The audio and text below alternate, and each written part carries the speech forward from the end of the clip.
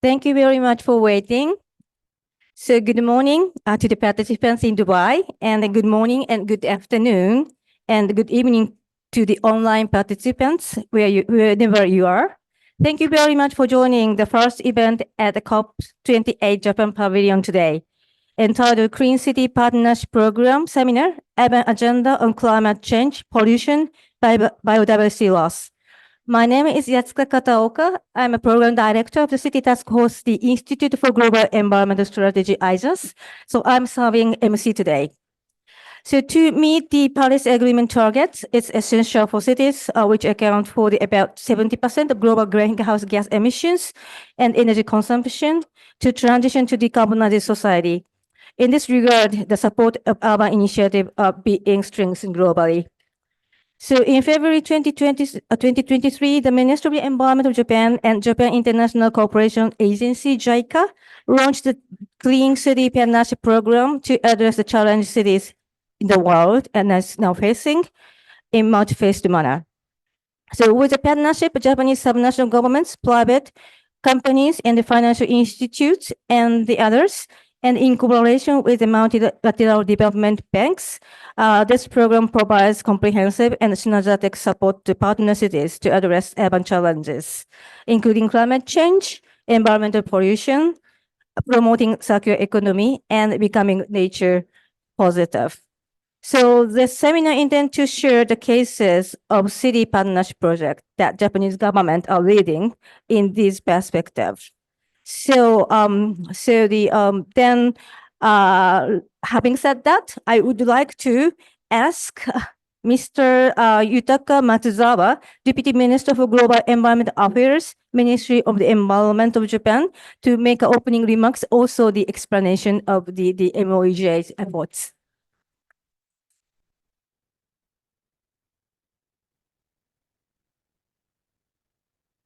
Mr. Takahiro Morita, Director General of Global Environment Department, JICA. Mr. Gwen Convin, Vice Chairman, People's Committee of Barrier Buntao Province. Mr. Hiroyuki Motonaga, President, Okinawa Electric Power Company. Mr. Norio Saito, Senior Director, Water and Urban Development Sectors Group, ADP. Distinguished speakers and participants.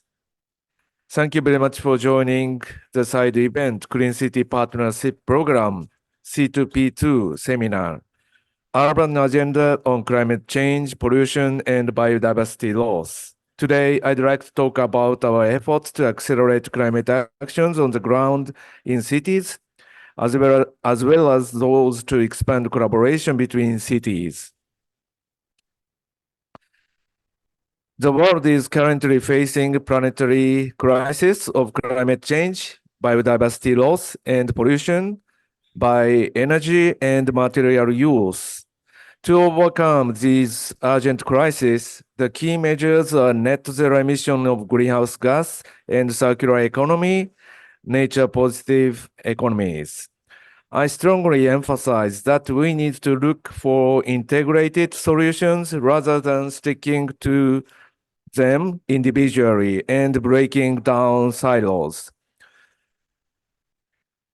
And we have to avoid trade-off and find and implement win-win solutions. If we look at cities are the starting points for SDGs. IPCC AR6 shows that cities account for 70% of greenhouse gas emissions. Sharm el-Sheikh Implementation Plan claims cities' importance role. G7 communique in Sapporo highlights vital role of cities for the transformation toward net zero. So we have a clear scientific foundation and policy foundation.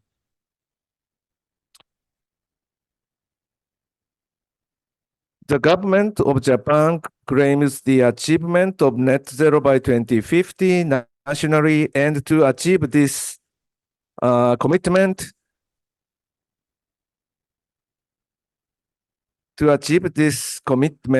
And the government also plans to designate more than 100 decarbonization leading areas, which aim to achieve net zero by 2030 and expands the decarbonization leading model across the country by 2050.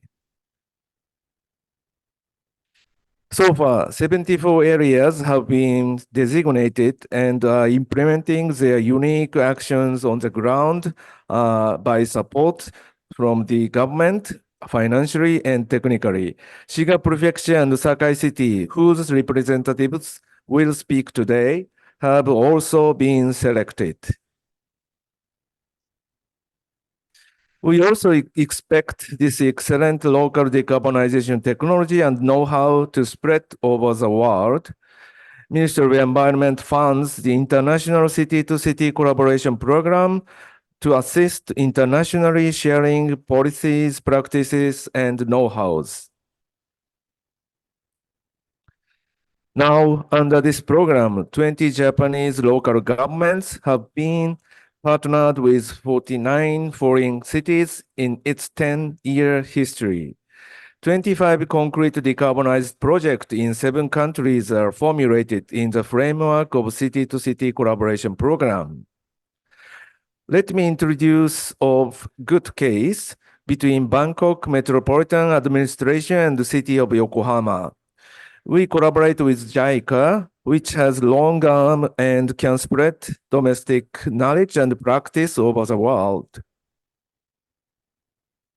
Building upon experiences and lessons learned from the City-to-City Collaboration Program, Ministry of the Environment Japan and JICA, in partnership with other key stakeholders, have launched a Clean City Partnership Program, C2P2.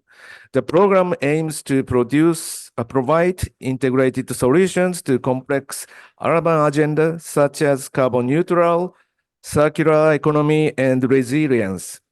And it also provides a comprehensive and synergistic support for target cities by mobilizing technical and financial resources of Ministry of Environment and JICA with the engagement of multi-level stakeholders.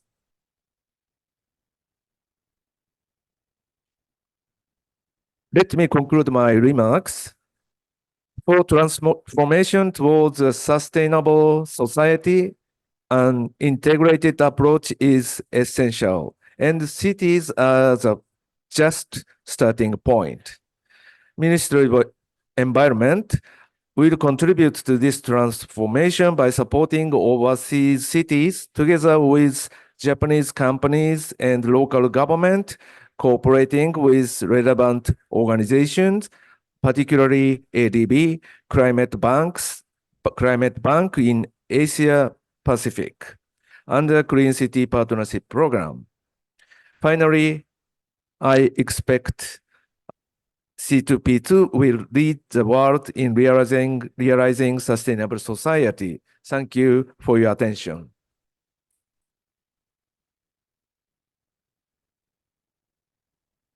Thank you very much, Mr. Matsuzawa, for your remarks.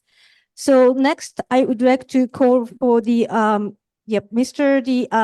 Takahiro Morita, Director General of the Global Environment Department of JICA, to explain the JICA's contribution to C2P, JICA Clean City Initiatives. So floor is yours. Yutaka Matsuzawa, Vice Minister for Global Environment Affairs at the Ministry of the Environment Japan. Mr. Gwen Conwin, Vice Chairman, People's Committee of Baria Bunta Province, Vietnam. Mr. Hiroyuki Motonaga, President, Okinawa Electric Power Company. And Mr. Norio Saito, Senior Director, Water and Urban Development Sectors Group, ADB, distinguished speakers and participants. Good morning. My name is Takahiro Morita, Director General of Global Environment Department of JICA. Today, I'm very much honored to speak about JICA's contribution to C2P2 through JICA Clean City Initiative.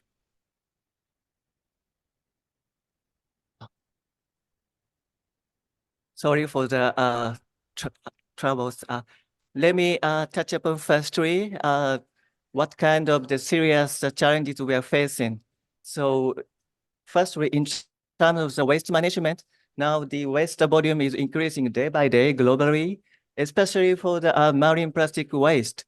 Now, about 8 million plastic tons are discharged into the ocean. So some people estimate that if this trend continues, the volume of the plastic would be bigger than the fish in the ocean by 2050.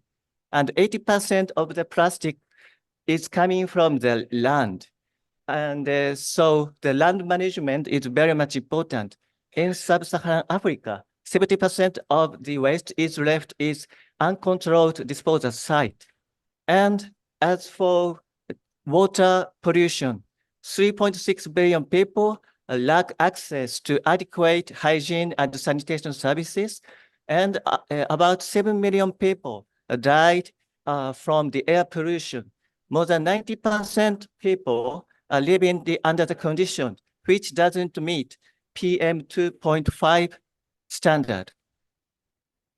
And then JICA had set a specific approach to cope these issues.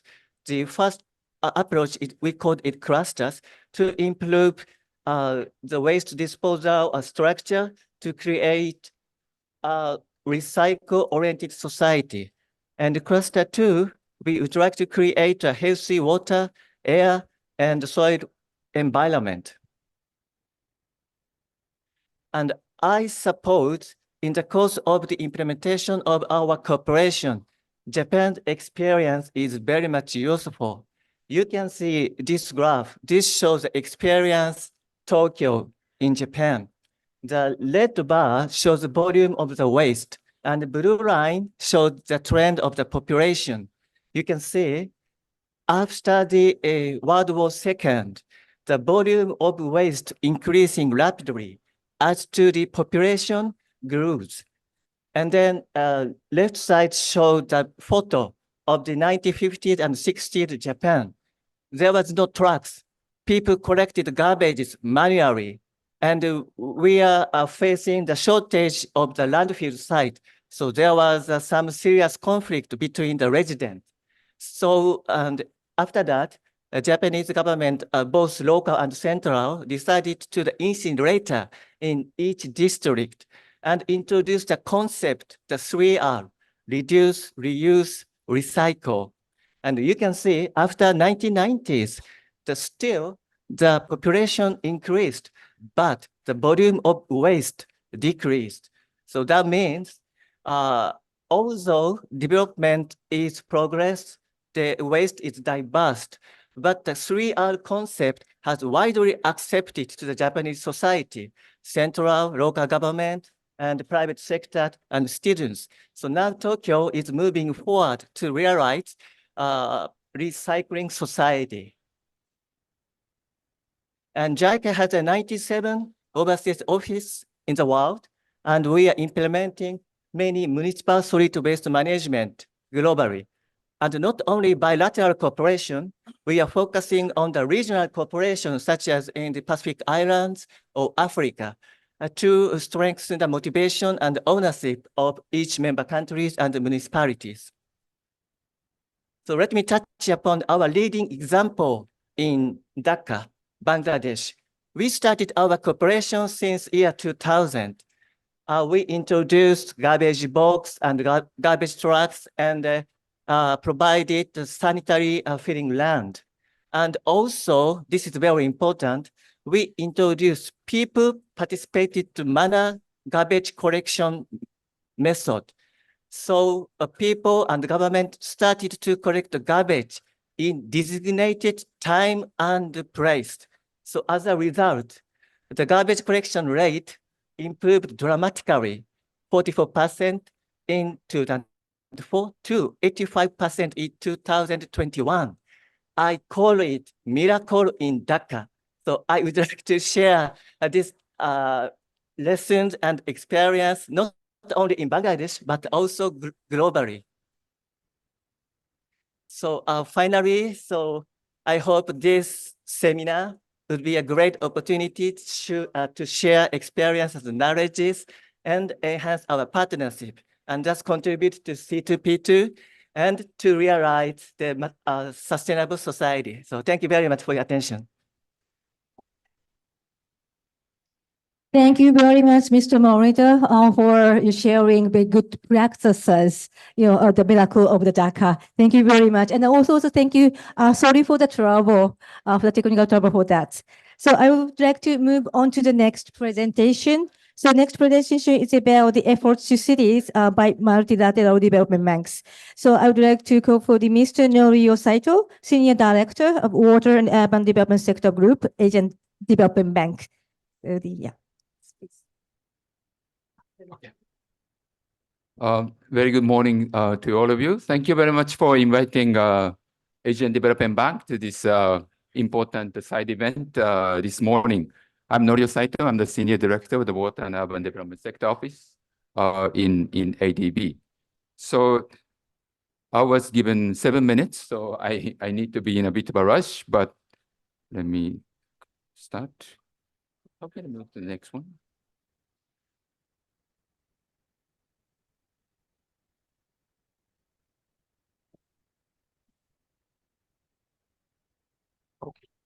Thank you. Yeah, a little bit about ADB, or Asian Development Bank.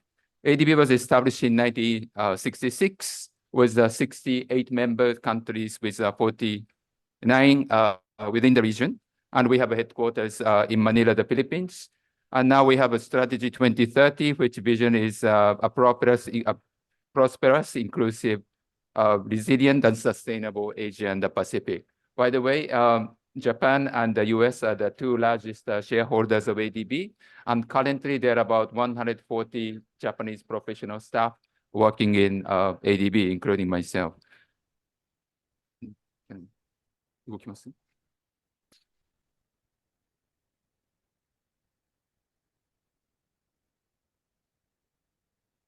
Yeah, so let me touch upon the urban challenges in Asia and the Pacific, which also Mr. Morita already explained a little bit. I see like 5 challenges in urban sector in Asia and the Pacific.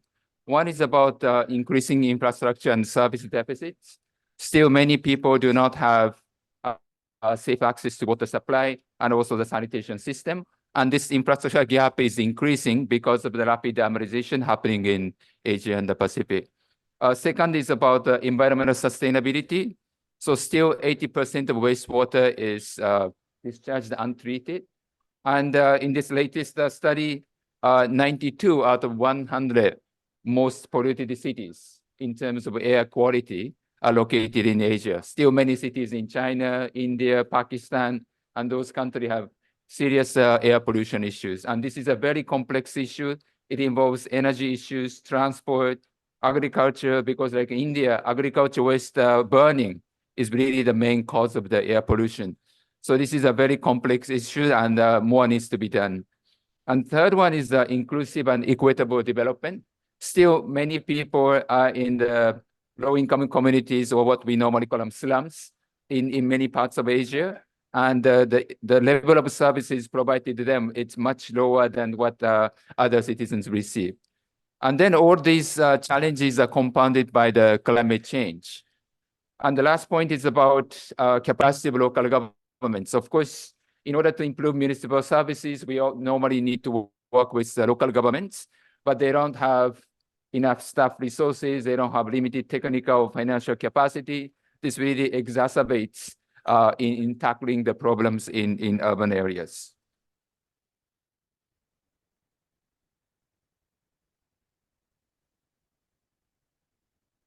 What is that?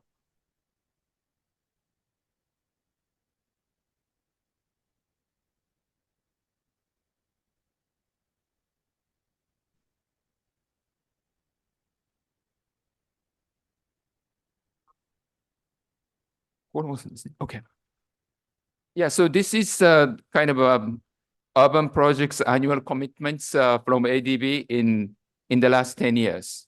So this total is about 17.5 billion, which means about $1.7 billion of commitment on average But this year we are seeing a large increase to about $2.6 billion.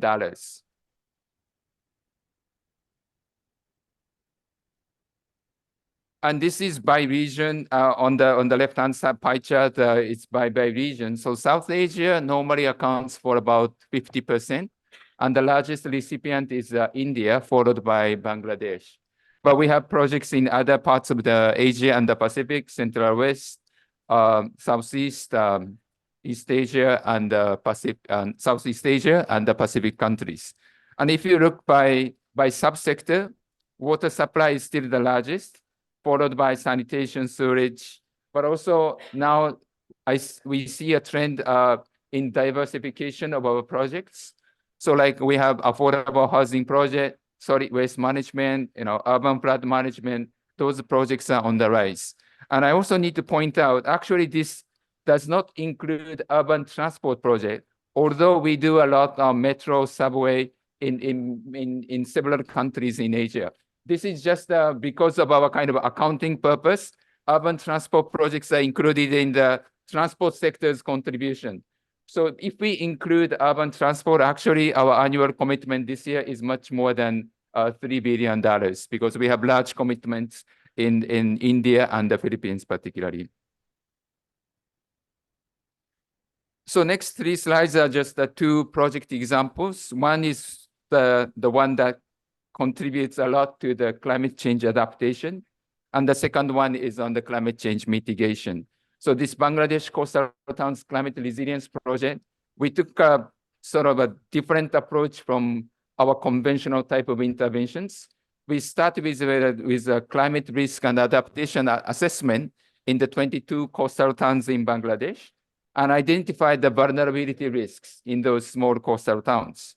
And then identify the project scope to really strengthen the resilience of those towns for this project. So let me move on to the next one. Okay.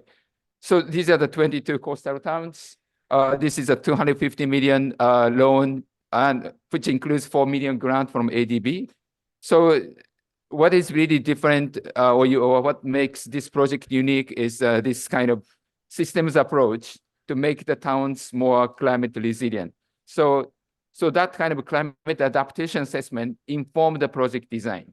So they need more, climate resilient cyclone shelters, for example, because they are hit by cyclones. But of course, they need an early warning system so that people are sensitized about when they need to evacuate. And they need, of course, good roads to evacuate to the cyclone shelters. And they need better stormwater drainage system to reduce the flood impacts. So the project scope is really formulated in such a way to really, help them strengthen the resilience. And it also project included livelihood support to the vulnerable communities in 6 towns with high poverty incidence. So that kind of a holistic approach led to a very high climate financing. My last slide is for the climate mitigation. This is Maldives waste energy project to treat 500 tons per day. And before this waste to energy project, we started with solid waste management improvement project, addressing first the collection and treatment system. Collection and the transportation system. And then for the intermediary treatment, we supported this waste to energy to minimize the waste that goes to the landfill.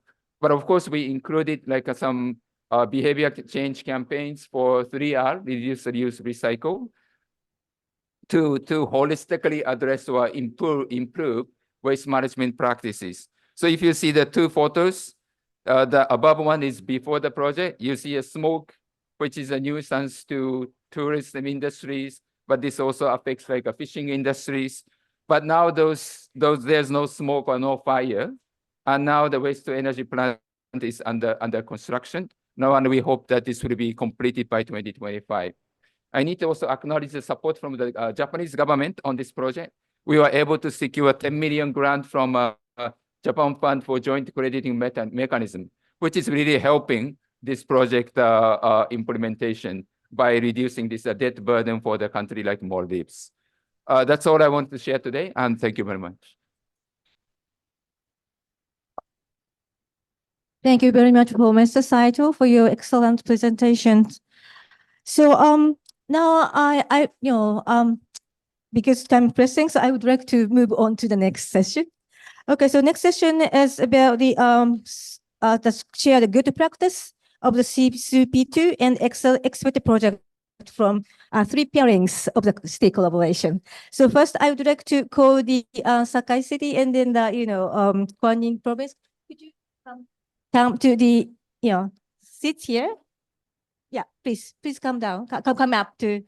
Yes, please. Yes. Okay. Okay, so here's you sit in.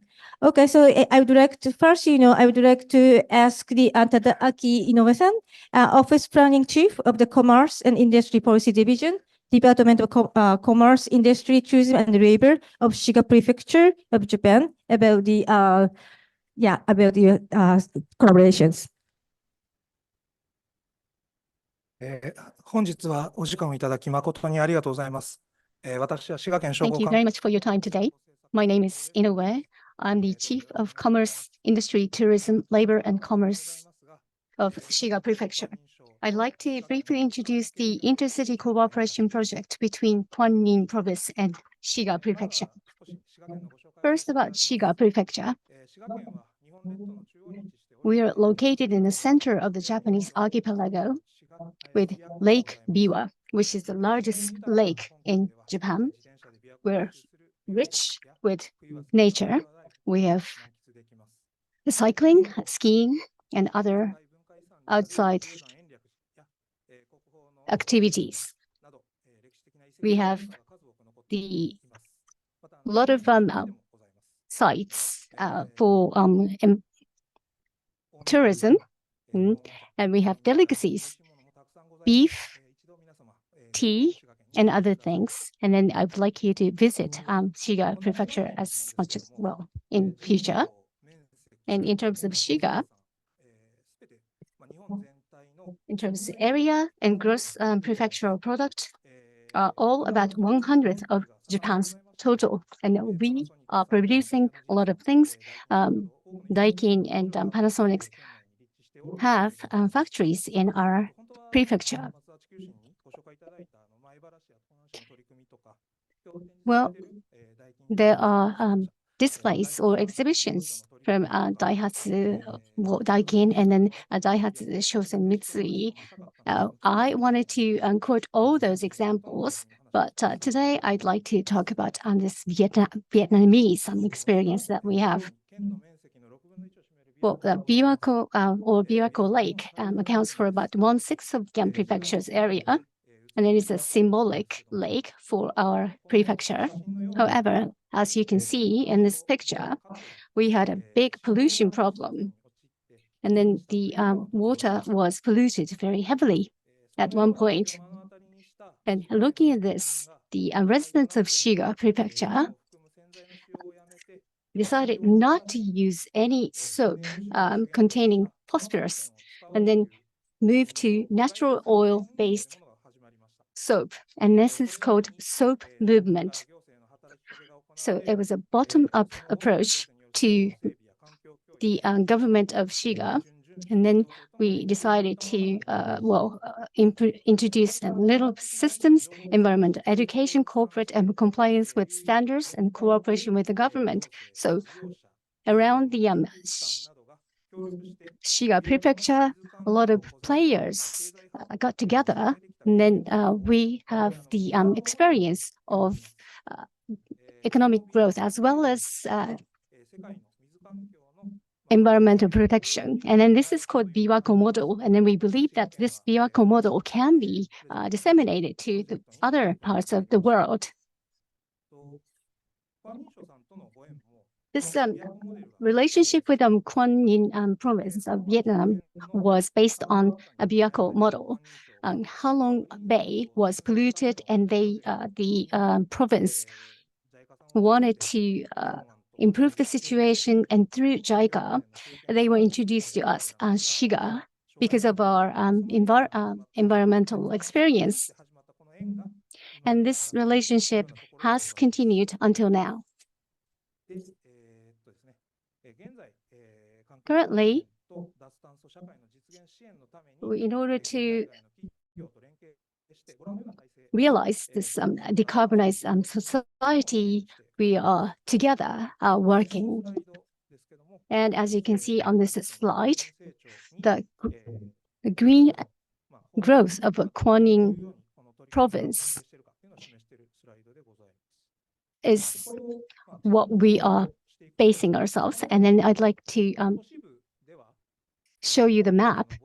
As you can see in the urban areas, we are providing, for example, solar panels as well as the high efficiency boilers, and also the sludges and also organic waste is gasified and used for power generation. So the project as a whole, we are promoting decarbonization. However, this PV and also high efficiency boilers do benefit corporations. Therefore, it can be led by private money. However, for example, the power generation and the introduction of septic tanks cannot be led by private companies. Therefore, the Japanese government is helping through grants. So these are the areas where we are trying to introduce septic tanks. And 30 or so septic tanks will be implemented or installed. So what we have to do is to start from where we can and then gradually proceed with the project toward the Kwanning province's decarbonization. And at Shiga Prefecture, for the realization of decarbonized society, we have ordinances and plans. And then, of course, we'd like to learn from the Kwanning provinces. Therefore, we have seminars and exchange events. From the viewpoint of the Earth or the planet, of course, our initiatives are very small. However, by deepening our bilateral relationship, we'd like to contribute to the global level environmental conservation going forward. Thank you very much. Thank you very much, Mr. Inoue, who's come back to the floor. Next speaker is from Kwanning province of Vietnam, Miss Chanchi Thanh Tam.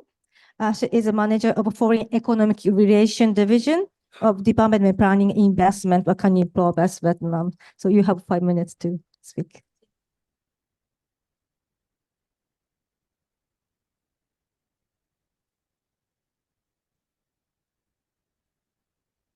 Hello, everybody. My name is Chen Thanh Tâm, Chief Representative of Kwanning Department of Planning and Investments. I would like to send greetings and best wishes to delegates attending today's conference. I will be briefly introducing Kwanning Province as a result achieved by Kwanning JICA city-to-city collaboration program and JICA project contributing to the development range growth in Kwanning Province. Kwanning is a coastal province located in northeast region of Vietnam. Its population is over 1,400,000 people, and the area is about 6,178 square kilometers. Kwanning is a province with a geography, location, natural terrains, diverse and rich conditions. There are river, mountain, sea, and island bringing abundant natural resources. Halong Bay is a World Heritage of Natural Wonder, creating distinct varieties for the province in terms of tourist resources and minerals resources, support and trade advantage. Before the 2010s, Kwanning Province development mainly based on mineral exploitation, coal, limestone, timber, cement, and its core small industry. its economies grow extensively and unsustainably, causing environmental pollution. Since 2011, strategic and consistent vision of innovating the economic growth model from brown economy to green economy.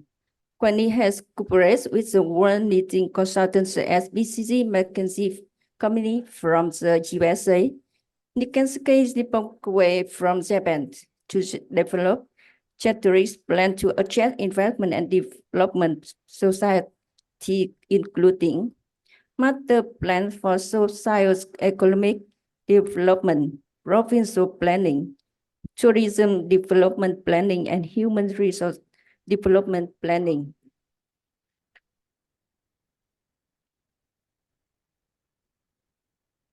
Along with the economic development, environmental problems such as water pollution, air pollution, dust, and noise pollution have also been occurring. There are so many reasons such as the population growth in urban areas, tourists, workers in industrial park and economic zones, operation of electricity and cement factory, increasing prices vehicle. Another reason is the people habits awareness needs of environmental protection are not high. Regulation and sanctions for the environmental violence is not strong enough to as a deterrent.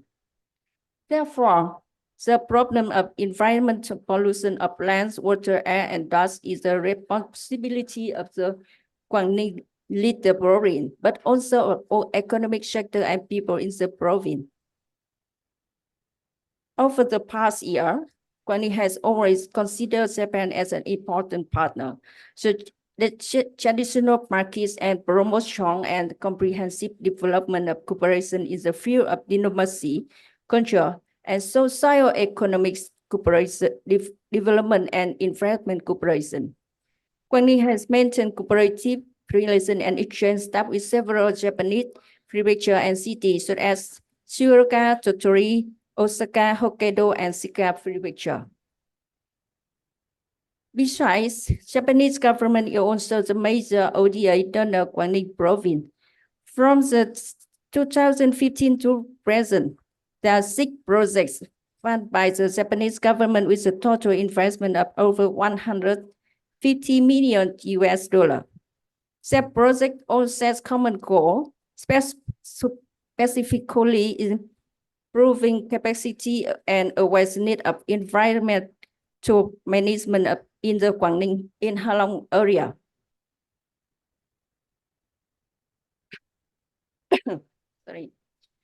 Reducing flooding in urban areas, raising community awareness about the environmental sensation, creating favorable conditions for the socio-economic development, especially in the field of tourism and investment tradition. Especially from the 2021, JICA had dispatched experts to support Quảng Ninh province in the implementing activity regarding promoting green growth through cooperation between Quảng Ninh and Shika prefecture. With the goal of the promoting green growth, improving the water environment, building a foundation for ecotourism development, and promoting decarbonization. Some activities are installing Zokaso on some island of the province, building some Zokaso management and maintenance procedure, effective use of wastewater slugs, connecting and treating marine debris, constructing transport vessel. It is expected that the above project will be used ODA of the Ministry of Environment and Ministry of Foreign Affairs of Japan. Besides using equipment in order to carry out the above work, we had to coordinate with the experts to propose policy related to decentralized domestic wastewater treatment as Zokaso management regulation, document on decentralized domestic wastewater management, a plan to establish a working group in Quảng Ninh province to plan the development of the above short measure, to coordinate with the project city-to-city collaboration.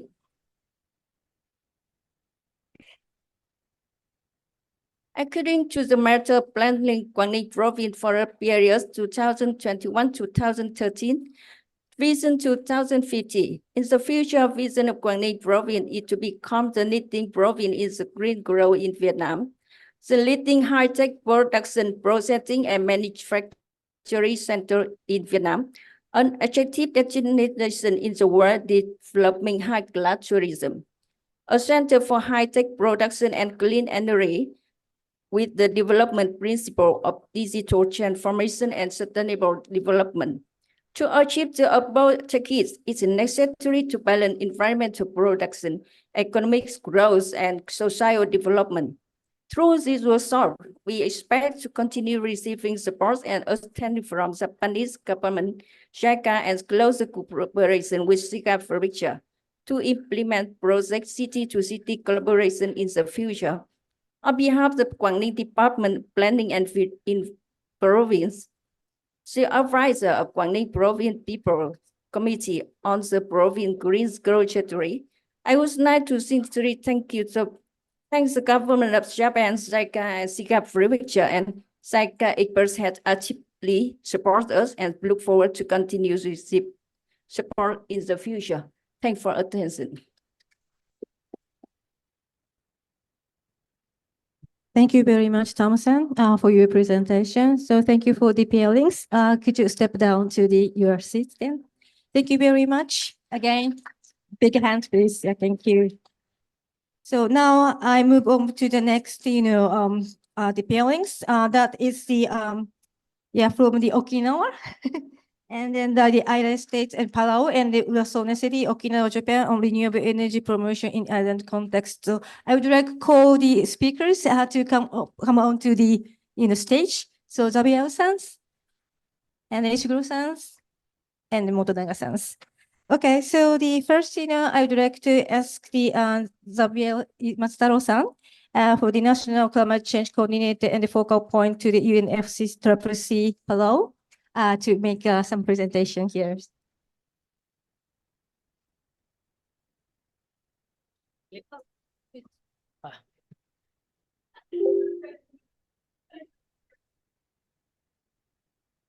Okay. Very good morning, colleagues. It's a great pleasure of mine to be here to talk about a little bit of our partnership. But maybe first and foremost, I'll introduce myself. My name is Xavier E. Matsutaro. If you recognize Matsutaro, that's Japanese. We have a bit of a connection with Japan in our history. So there's a bit of blood lineage there to be had. But pleasure to be here. And then I'll give a bit of context on the government side, and then we'll segue to our colleagues from Janice. So many of you probably don't know where Palau is, so maybe we'll have that as a starting point. Palau is just southeast of the Philippines. In fact, in the Philippines, there's a group of islands called Palawan. Maybe there's some roots there as well. But we're right between the Philippines and Indonesia, geographically speaking.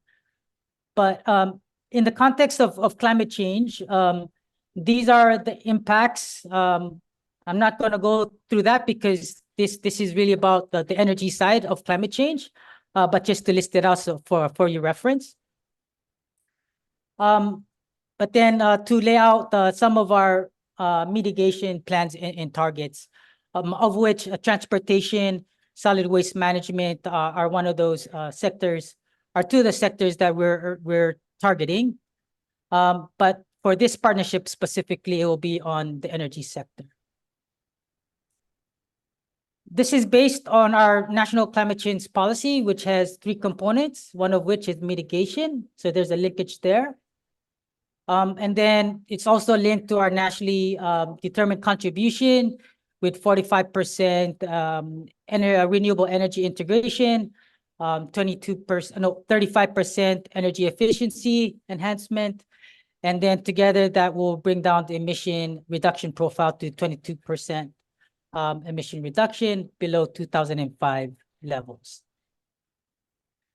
Then this came online about 2 years ago during the Our Oceans conference. We now aspire to reach 100% renewable energy by 2032, which is quite ambitious. Our efforts and expectations for achieving these goals. We've managed to install a huge solar farm, but at this point, it's really about the stability of the grid. And so the next step is to obtain installation of batteries to smooth out the energy production. And also upgrading the system, the grid system, so that it's stabilized with the new batteries, with the new solar system in place. And then specifically also to further deployment of renewable technologies through partnerships. And with that segues to the city-to-city partnership that we have with Janice. And with that, I'd like to hand it over to you. Thanks. Thank you very much, Tabian-san. And then the next speaker is Mr. Hidenori Ishiguro, International Business Unit of the Japan and US Corporation Integrated. Okay. Hello, everyone. My name is Ishiguro from Japan and US Corporation. So we are the energy and environment consulting company in Japan. So, and from my side, I would like to explain to our activities in Palau. So as Matsutaro-san explaining, so now the Palau government also very focused to achieve decarbonization. So, and this time we would love to contribute to these policies under this city-to-city collaboration project. So, and now we conducting this city-to-city collaboration project with Airai province, Airai state, the one of the local government of the Palau, and also the Urasoe city from the Okinawa prefecture, Japan. So, and as Mr. Matsuda-san already explained regarding this city-to-city collaboration project, so, but from my side, additional information. So this scheme is like a spread of the good practice of the activity to decarbonization from the municipalities of Japan to partner countries. So, and we, the Palau and Urasoe City, joined to this program at last year for the realizing decarbonized society in Palau, like island regions. So, but generally speaking, so island regions has many challenges and difficulties to realize decarbonization. So, like because of the small scale, so the population is small, and resource of renewables also the limited or something like that. So, but as discussing during this COP28, it seems like we have no time to waiting new solution. We should action now. Let us together for action like that. So maybe we should change the mind. And also, we should consider to how turn it over to the utilizing the renewables or something like that. So, and I believe the easy way is maybe we can refer the some good practice same island region. So the Urasoe city from Okinawa prefecture is also had a good practices. So the Urasoe city also have the policy and the plan to decarbonization. So, and the first step of them, they signed with a regional energy supplier, that is Okinawa Electricity Power Company, because they have the too many experience and technologies and ideas for decarbonization.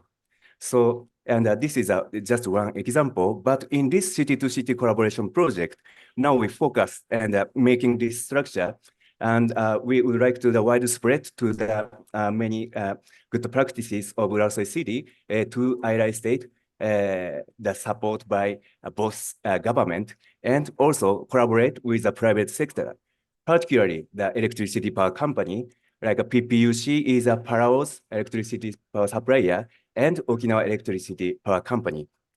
And regarding a more detailed technical point, so next presenter, Mr. President Motonaga from Okinawa Electricity Power Company will present. Thank you very much.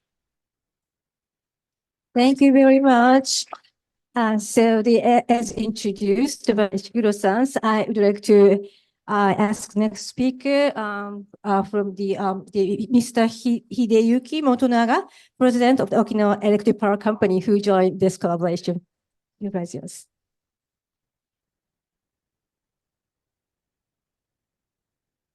Thank you very much for the opportunity to speak before you. I am Hiroyuki Motonaga, President of Okinawa Electric Power Company, OEPC.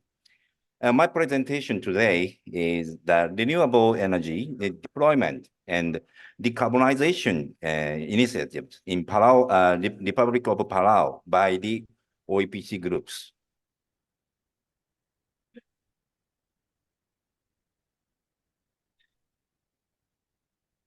This map shows where Okinawa and Palau are located. As you know, both are remote islands. OEPC supplies electricity to 38 inhabited remote islands with a population of several thousand in addition to the mainland. And in this respect, Okinawa's utility business environment is similar to that of Palau. In small isolated islands, OEPC has been working for over 30 years to develop hybrid system consisting of diesel, solar, and wind power generation, so that we are very confident that our experience and know-how can contribute to renewable energy penetration in Palau.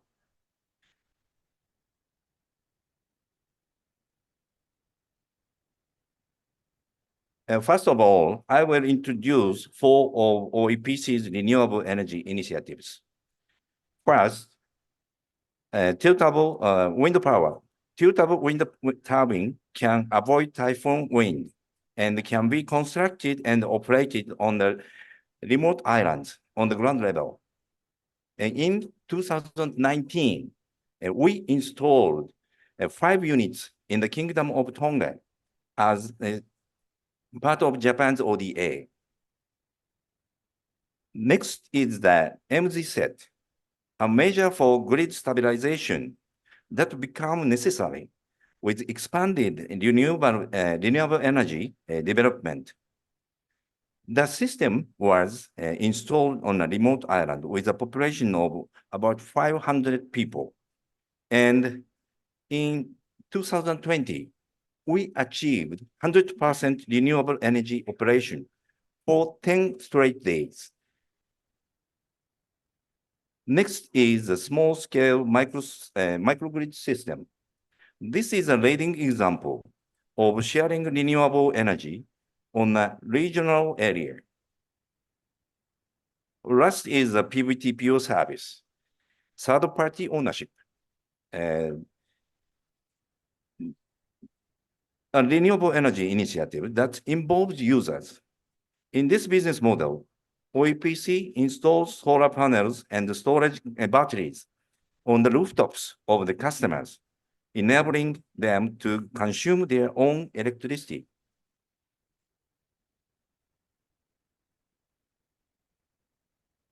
Currently, in Palau, for grid demand of 15 megawatts, 13 megawatts of solar power panels are in operation, and the need for grid stabilization has been increasing.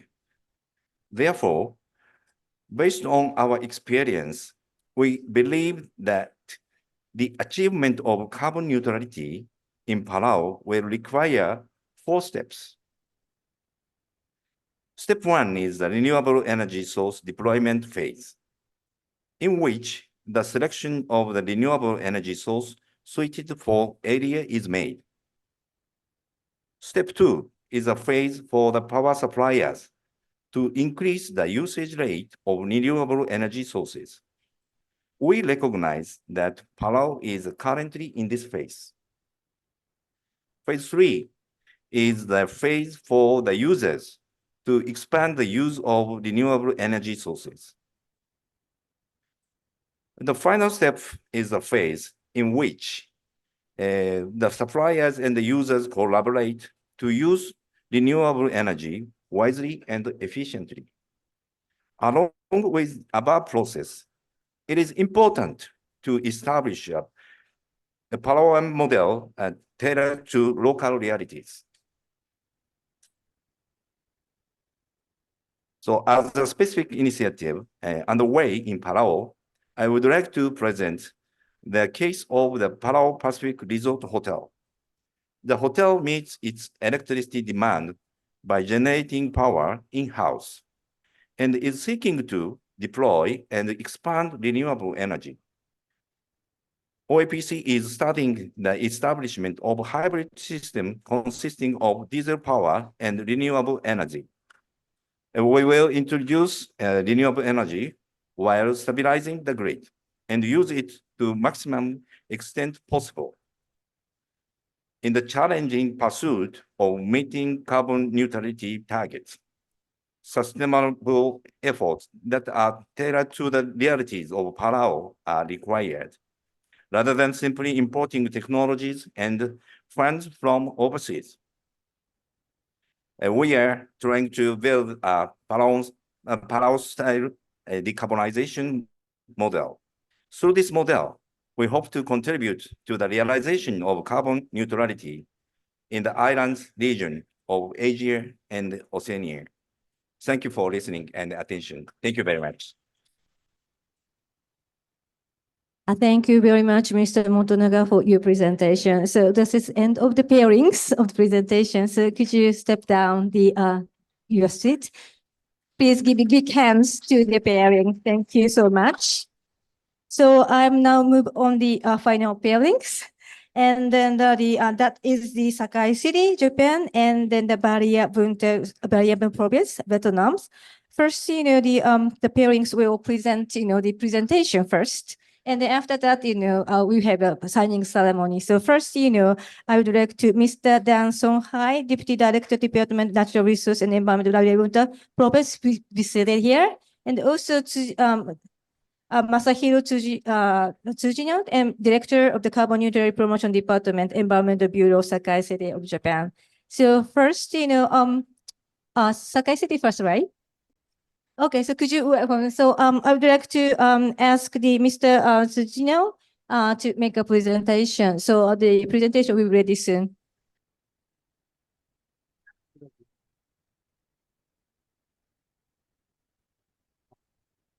皆さん、こんにちは。堺 Good 市 afternoon, everybody. I am Tsujio, Director of Carbon Neutrality Promotion Department, Environmental Bureau of Sakai City. I'd like to introduce to you the Sakai City's initiatives for realization of a decarbonized city. Sakai's profile is the second largest city in Osaka. And also we have Nintoku Tenno-ryo Kofun, or Tumulus, which is registered as the World Cultural Heritage Site by UNESCO. Sakai has been the center of trade between Japan and Southeast Asia. And even today, we continue our exchanges with ASEAN countries in various fields. Sakai is one of the leading industrial cities in Japan. Many companies in Sakai cities have advanced environment and decarbonization technologies. On the waterfront, refineries, thermal power plants, gas production plants, and liquid hydrogen production plant. About 70% of the energy consumed in Kansai region is produced in Kasai City. We have a long-term environmental vision for 2050, which is called Sakai Environmental Strategy. There are 4 C's as our key words. And then we are trying to become a world-leading environmentally advanced city. To achieve carbon neutrality by 2050, we aim to reduce greenhouse gas emissions by more than 50% by 2030 compared to 2013. To achieve this goal, we promote ZECH, or net zero energy house, and electric vehicles, support installation of energy-saving equipment on factories, and also we promote utilization of unused energy sources such as heat from reclaimed sewage water. In urban areas and new town areas where commercial buildings and residential houses are concentrated, we will promote the development of zero energy buildings and zero energy towns, and we aim to establish carbon neutrality by 2030. These are initiatives as decarbonization leading area. Also, we need to change the lifestyle of citizens. The Sakai Eco Life Point Program awards points to those who perform eco-friendly actions. They can use their points as electricity money or to enter a gift lottery. Purchase of beverages in own bottles and use of shared bicycles. So 21 actions are eligible for points. Leveraging our experience in pollution control and decarbonization initiatives and advanced decarbonization technologies of companies based in our city, we are promoting decarbonization. And then one such city-to-city collaboration is with Kwannin Province. And from 22, we are collaborating for decarbonization as well as building a smart city. And background, for example, Barrier Buntan is similar to Sakai in that there's an international port and a concentration of industries. Also, they are required to transform themselves into sustainable industries through environmental management and promoting eco-friendliness. Fumi 3 Special Industrial Park is a base of many Japanese companies, and then the project for installation of Japanese decarbonization technologies will be facilitated. Since April 2022, officials from both cities have been preparing for this city-to-city collaboration. So zero carbon and circular economy and smart city are the three areas that we are trying to promote our city-to-city collaboration. Decarbonization-wise, we have studied to introduce the renewable energy and energy-saving equipments, and circular economy-wise, waste power generation and use of biomass are considered. And then smart city hydrogen firing technologies are also recent. And then we hope to contribute to the decarbonization and sustainable development of Barrier Buntan Province by making use of the knowledge and know-how of a decarbonization initiatives possessed by Sakai City. That is all from Sakai City. Thank you very much. We also, after the presentation by Barrier Buntan Province, the MOU signing ceremony between the two cities will be held. So please stay. Thank you very much for listening. Thank you very much, Mr. Tsujiu. So to kick back, and then as you mentioned, I would like to ask the next speaker, Mr. Danson Hai, Deputy Director of Department Natural Resources Environment, Barrier Buntan Province, to introduce his.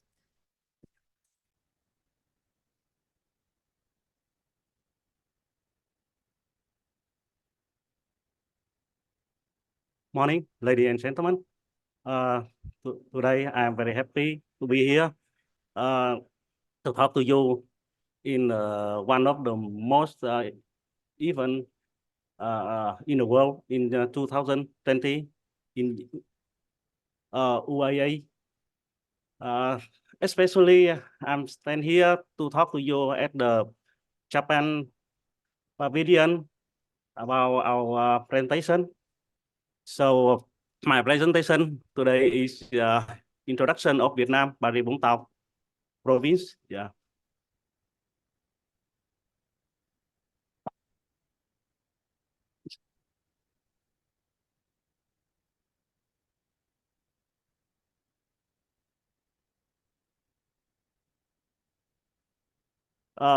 Look at the map. You can see Vietnam is located in the Southeast Asia. This country border with China in the north, Laos, Cambodia in the west, and face the East Sea in the east and the south. The country divided into 63 administrative units, namely provincial and centrally run cities. Now I will talk about southern key economic zone where Bà Rịa Vũng Tàu is a part of this. As you know, Bà Rịa Vũng Tàu belong to the south key economic zone. Total area and population is not large, but GDP per capita is twice of Vietnam average, and total import volume is 40%, and total DI is 44% of Vietnam.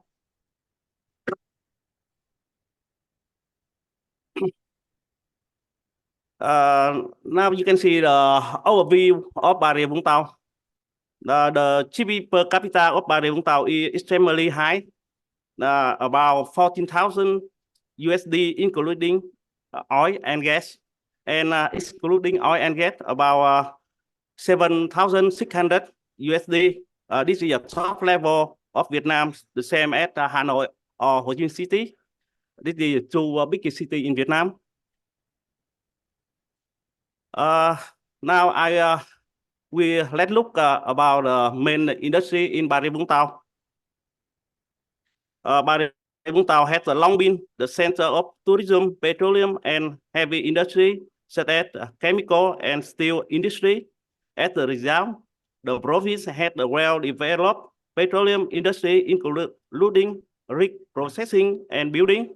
The local rig processing and building industry is among the only 3 countries in the Asia and in the 10 in the world to build the international standard rig.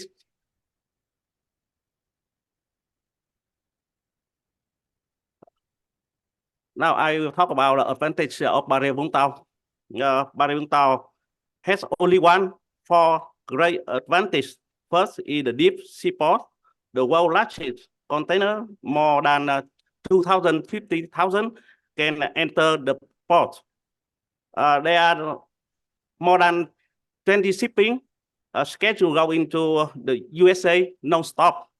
The second is clean and abundant mountain river water. The third is the natural resource, natural gas and LPG can take from Vũng Tàu by sea pipeline.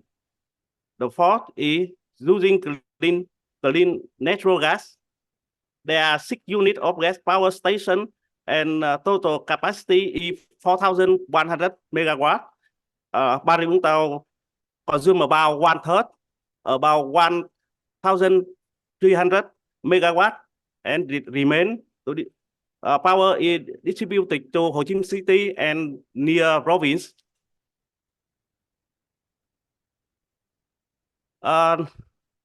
Let's look about international cooperation between Bà Rịa Vũng Tàu and Japan side.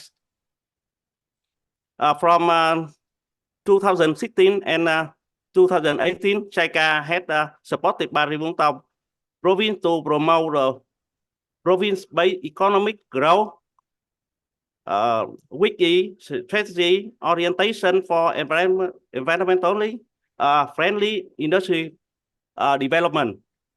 This initiative had 3 targets. The first target is strengthening industry structure, double GDP within 2035. The second target advance province green growth of the southern economic region, taking environmentally friendly industrial development as the key target. The third target become an international logistics center, a new gateway to the southern region. The third target established green model industrial zone under target 2 of the BBEG. Action plan is enhanced by the following JICA technological cooperation project.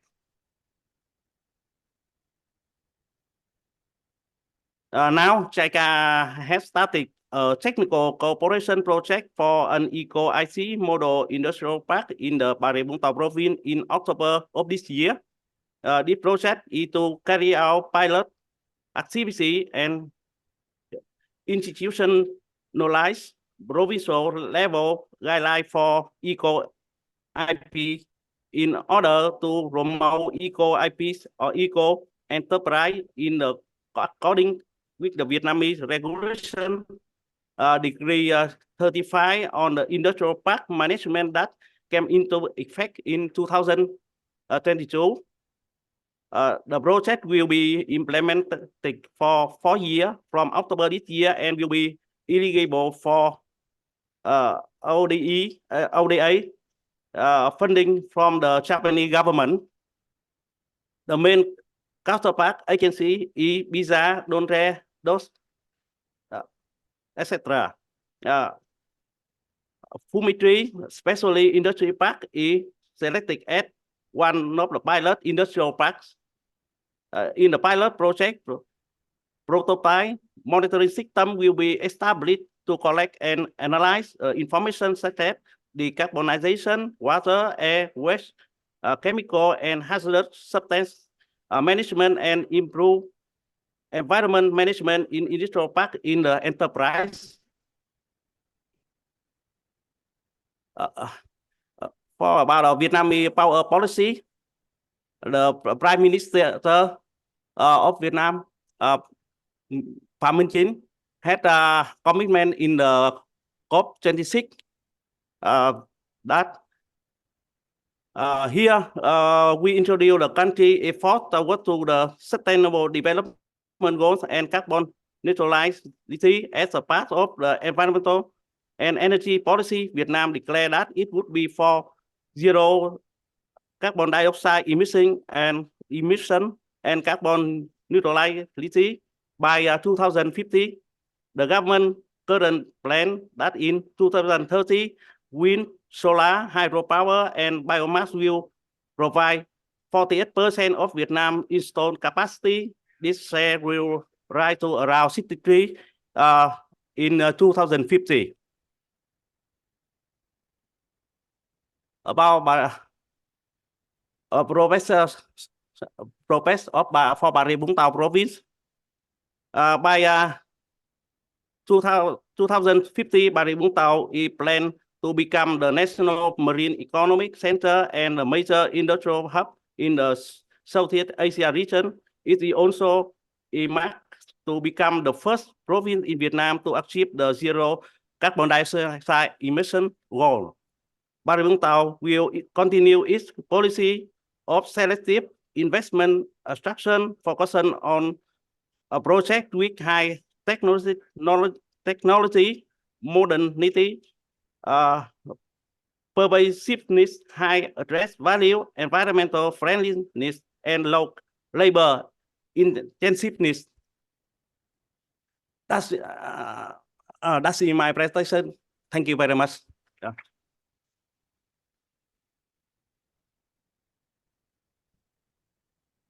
Thank you very much, Mr. Hai, for the explanation of the backgrounds. And now I would like to move on to the next very important ceremony of the ceremony of the memorandum understanding between the Bà Rịa Vũng Tàu province and Sakai City. So now I would like to call the Mr. Nguyen Con Vinh, Vice Chairman, People's Committee of Bà Rịa Vũng Tàu province, to step up to the stage.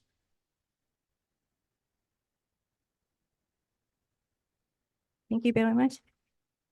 And also, I would like to Mr. Matsuzawa, Vice Minister of Development, as a witness of the MOU. So let me explain the purpose of the memorandum understanding. So this MOU is signed between the two, the Sakai City and then the Bà Rịa Vũng Tàu province, to strengthen and promote cooperation in the environmental field toward the establishment of decarbonization society, circular economy, and the possibility of formulating joint credit mechanism projects. Today, as a sign of agreement, Biodiversity and Sakai City exchange memorandum understanding signed in advance by representative each city. So now between the Mr. Tuzio and the Mr. Hai, could you exchange the documents, MOU documents, please?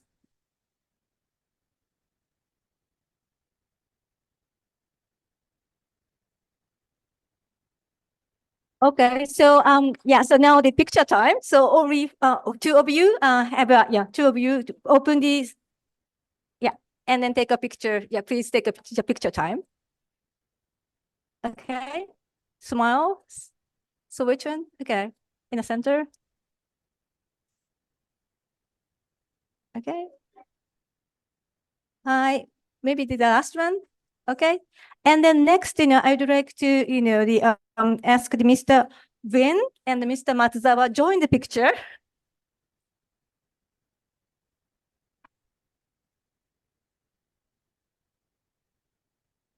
Okay, could you take the picture of that?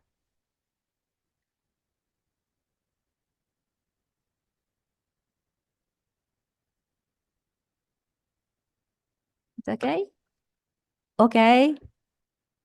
The final one in the center. Okay, it's finished. Thank you very much. Could you come down? Yeah, come up.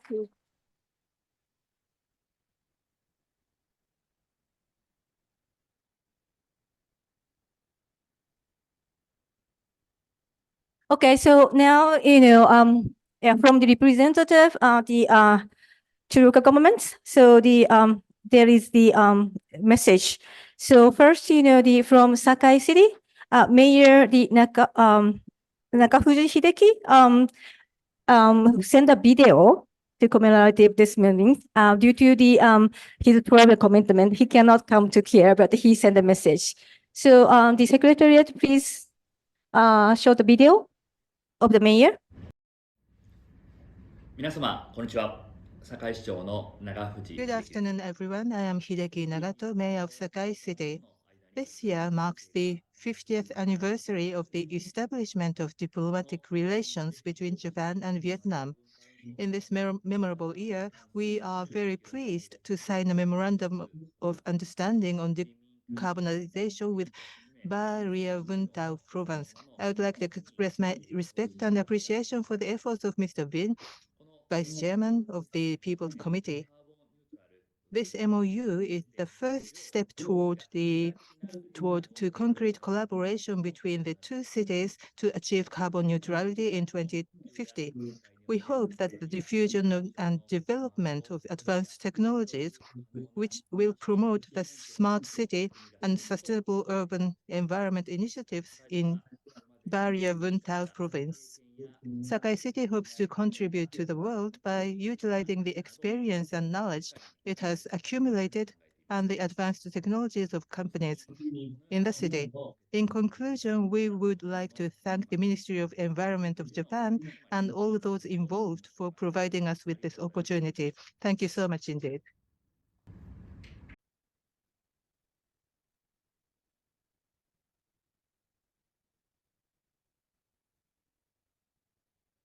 Thank you very much, Mayor, for the message. So now I would like to ask the Mr. Gwen Wen to make the remarks commemorative of the MOU. Your floor is yours. You can speak here.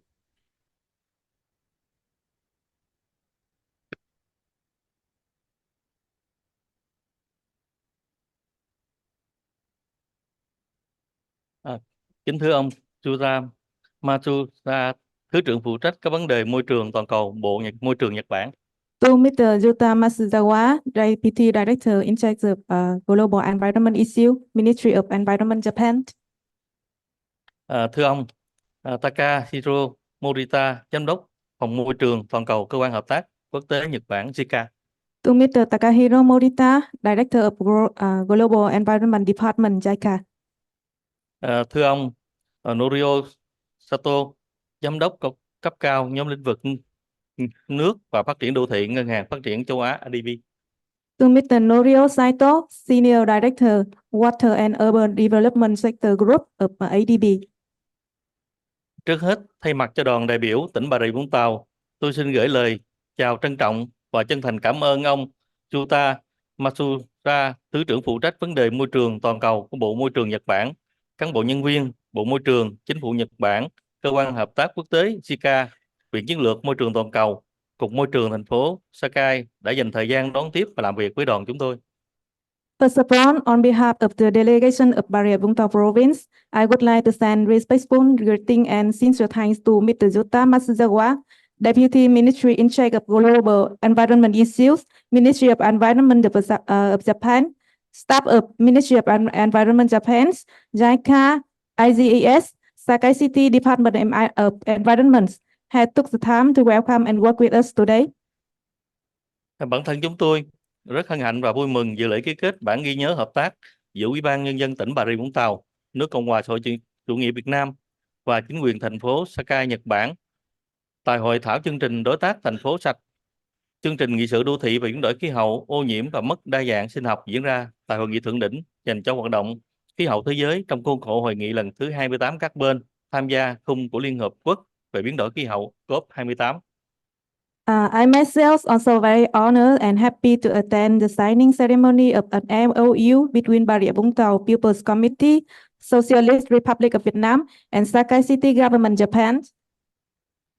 And at the Clean City Partnership Program workshop today, urban agenda on climate change, pollution, and biodiversity loss taking place at the World Climate Summit within the framework of the 28th Conference of the Party to the United Nations Framework Convention of Climate Change COP28. Kính thưa quý vị, tại hội nghị thượng đỉnh khí hậu COP26 diễn ra tại Scotland, Anh Quốc, Việt Nam đã cùng nhiều nước trên thế giới đã cùng cam kết đạt mức phát thải ròng bằng không net zero vào năm 2050. Theo đó, Việt Nam đã quan tâm tới việc hoàn thiện các cơ chế chính sách, một trong những bước đầu tiên quan trọng nhất của việc triển khai cam kết của mình, với nhiều chính sách được triển khai và giảm phát khí thải nhà kính và bảo vệ tầng ozone, giám sát và đánh giá tác động thích ứng với biến đổi khí hậu cấp quốc gia, giảm phát khí thải methane đến năm 2030, ban hành chiến lược biến đổi khí hậu giai đoạn đến 2050. Ladies and gentlemen, at the COP26 climate summit taking place at Glasgow, Scotland, Vietnam, along with many countries around the world, commit to achieving net zero emission by 2050. Accordingly, Vietnam has been interested in perfecting policy mechanisms. One of the most important first steps in implementing its commitment, with many policy implemented on reducing greenhouse gas emissions and protecting the ozone, monitoring and evaluation of national climate change adaptation activities, reduce methane emission by 2030, promulgate the climate change strategy for the period up to 2050.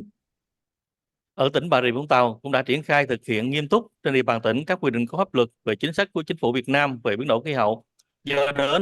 Do đó đến với hội nghị COP28 lần này với mục tiêu đóng góp vào lộ trình thực hiện cam kết phát thải ròng bằng không của Việt Nam, cũng như đóng góp vào phát triển quan hệ hữu nghị hợp tác giữa Việt Nam và Nhật Bản, nhất là trong dịp hai quốc gia đang tổ chức kỷ niệm 50 năm thiết lập quan hệ ngoại giao. Tỉnh Bà Rịa Vũng Tàu mong muốn hợp tác với thành phố Sakai trong lĩnh vực môi trường, hướng tới xây dựng thành phố không carbon, kinh tế tuần hoàn và khả năng phát triển các dự án cơ chế tín chỉ chung. Locally, Bà Rịa Vũng Tàu Province has seriously implemented the legal regulation and policy of the Vietnamese government on climate change in the province. Therefore, coming to this COP28 conference with the goal of contributing to the roadmap for implementing Vietnam's net zero, as well as contributing to the development of friendships and cooperation between Vietnam and Japan, especially on the occasion of the two countries celebrating the 50th anniversary of establishing the diplomatic relation. Bà Rịa Vũng Tàu Province wishes to cooperate with Sakai City in the field of environment, aiming to building zero carbon cities, circular economy, and the ability to develop joint credit mechanism projects. Trong suốt quá trình làm việc để chuẩn bị ký kết hợp tác, hai bên nhận được sự hướng dẫn của Bộ Tài nguyên và Môi trường Việt Nam và Bộ Môi trường Nhật Bản để đảm bảo phù hợp quy định pháp luật của mỗi quốc gia trước khi tiến hành ký kết. Do đó, chúng tôi tin tưởng và hy vọng trong quá trình triển khai thực hiện biên bản ghi nhớ, hai địa phương sẽ tiếp tục có những phối hợp tích cực của các cấp các ngành, nhất là Cục Biến đổi khí hậu, Bộ Tài nguyên Môi trường Việt Nam.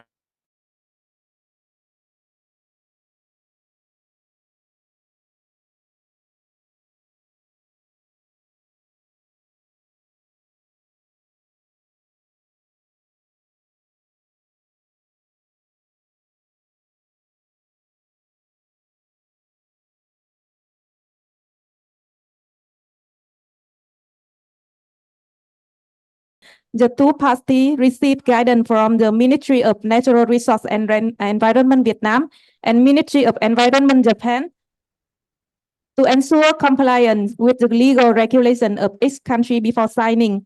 Therefore, we believe and hope that in the process of implementing the MOU, the two parties will continue to have active coordination between all level and sector, especially in the Department of Climate Change, Ministry of Environment and Natural Resources, and Ministry of Environment Japan in identifying and developing projects to register under the joint credit mechanisms, as well as the allocation rate of carbon credit obtained from the carrying out the projects. Through this cooperative relationship, it will contribute to strengthening exchange and cooperation, creating cohesion between two parties, and thereby deepening cooperation to serve economic development, and including activities cooperation in environment field. Cuối cùng xin chúc quý vị đại biểu mạnh khỏe, nhiều niềm vui và hạnh phúc. Chúc quan hệ hợp tác giữa tỉnh Bà Rịa Vũng Tàu và thành phố Sakai, Nhật Bản nói riêng và Việt Nam, Nhật Bản nói chung ngày càng phát triển và nâng lên một tầm cao mới. Xin trân trọng cảm ơn. We wish on delegates good health, joy, and happiness, wishing the cooperative relationship between Bà Rịa Vũng Tàu Province and Sakai City, Japan in particular, and Vietnam, Japan in general, will increasingly develop and rise to a new level. Thank you very much.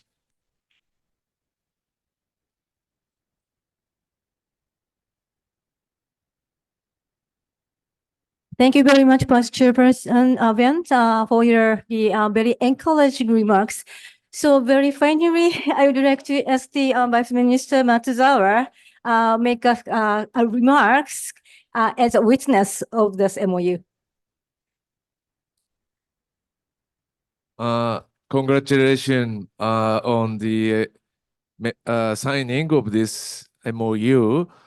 And I worked for Ministry of Natural Environment and Natural Resources, Vietnam, in 2008 and 2009 as a JICA expert. And I had a very good experience to work together with Vietnamese peoples. And again, it is very happy to be a witness for this signing ceremony. And between Bà Rịa Vũng Tàu province and city of Sakai, there are a lot of similarity in terms of economic activities and industries such as steel production and petrochemical industry, etc. So I expect this combination, this collaboration can create very good outcome under the C2P2 program. And I would like to support this project together with JICA and hopefully with ADB. Thank you. Thank you very much, the Vice Minister Matsuzawa, for your also strong supportive message to this the collaboration. So I would like to call the conclusion of this signing ceremony. Thank you very much. Give a good hand again for the president. Could you step down and could you back to the seat? And then also we have one more session, but because of the time, we skip it. And then I would like to conclude this seminar. Thank you very much for your cooperation and joining. Thank you very much.